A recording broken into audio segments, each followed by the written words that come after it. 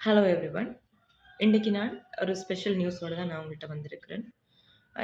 அது என்னன்னு சொன்னா, இப்ப உலகத்துல இருக்கிற அவ்வளவு மனிதர்களுமே உயிர் வாழணும்னு சொன்னா, சில விஷயங்கள் செய்யணும். அதாவது நாங்க சர்வைவ் பண்ணணும்னு சொன்னால், எல்லாருமே வேலை செய்தாகணும். அதாவது எங்கேயாச்சும் ஒரு வேலையோ, ஒரு பிசினஸோ ஏதாவது ஒரு விஷயம் நாங்க செய்தாகணும். அது எல்லாருக்குமே தெரியும்.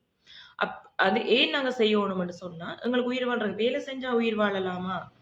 அப்படியென்றா அது என்னன்னு யோசிப்பீங்க. அதாவது வேலை செய்தா அதற்குரிய ஊதியம் எங்களுக்கு கிடைக்கும். அந்த ஊதியத்த வைத்து நாங்கள் எங்களுடைய வாழ்க்கையில் நாங்க தொடரக்கூடிய மாரி இருக்கு. சரியா? அத அதுதான் காலப்போக்குல சேலரி அப்படின்னு நாங்க ஆக்கிக்கொண்டாங்க சேலரி. அத தமிழ்ல அது பழைய காலங்கள்ல இருந்து சொல்லுவாங்க சம்பளம் இப்பவுமே சொல்லுவினம். ஒரு வேலைக்குரிய இத்தனையாவது சம்பளம். ஒரு வொர்க்குக்கு நாங்க கதைக்க போறோம்னாலே சொல்லுவாங்க. உங்களுக்குரிய ஊதியம், உங்களுக்குரிய சம்பளம் இதுண்டு. சரி, ஓகே. சம்பளம் அது தெரியும் எல்லாருக்குமே. ஆனா, அந்த சம்பளம் அப்படின்னு ஒரு விஷயம் எப்பயிருந்து வந்தது? எங்கேருந்து வந்ததுன்ற விஷயம் யாருக்காவது தெரியுமான்னு கேட்டா, தெரியாது. யாருக்குமே தெரியாது. ஸோ அந்த விஷயத்த பத்தி தான் நாங்க இந்த வீடியோல கதைக்க போறோம். ஆம் இந்த சம்பளம் என்னண்டா பண்டைய காலங்களில ஆம் மனிதர்கள் வேலை செய்வதற்கு, அதாவது அவர்கள் செய்தது ஊதியத்திற்கு பதிலாக நெல்லும், அதாவது சம் அளம். சரிதானே? அதாவது நெல்லும், உப்பும் அவர்களுக்கு ஊதியமாக கொடுக்கப்பட்டது.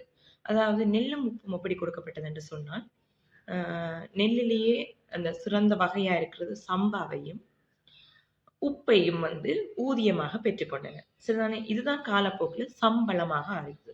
அளம் அத சம்மண்டா நான் உங்களுக்கு சொல்லிட்டேன். சம்பா அரிசி சோறு சொல்லுவினம். அளம் என்று சொன்னால் உப்பையும், உப்பு விளையும் இடத்தையுமே சம்பளம், அதாவது அளம் என்று சொல்லிக் கொள்வார்கள். இதுதான் அளம் என்பதே சம்பளம் என்று காலப்போக்கில் ஆனது.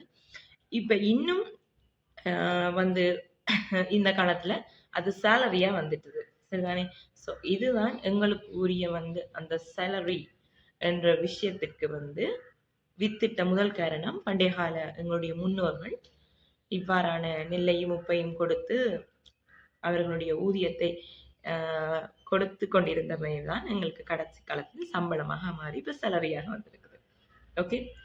ஸோ இதான் இந்த விஷயம். ஸோ இத மாரி ஒரு இன்ட்ரஸ்டிங்கான நியூஸ்கள் நீங்க தெரிஞ்சு கொள்ளணும்னு சொன்னா, என்னுடைய சேனல சப்ஸ்கிரைப் பண்ணுங்க. அண்ட் மறக்காம இந்த பெல் ஐகான பிரஸ் பண்ணுங்க. அண்ட் இந்த வீடியோக்கு லைக் அண்ட் கமெண்ட்டையும், ஷேரையும் பண்ணுங்க.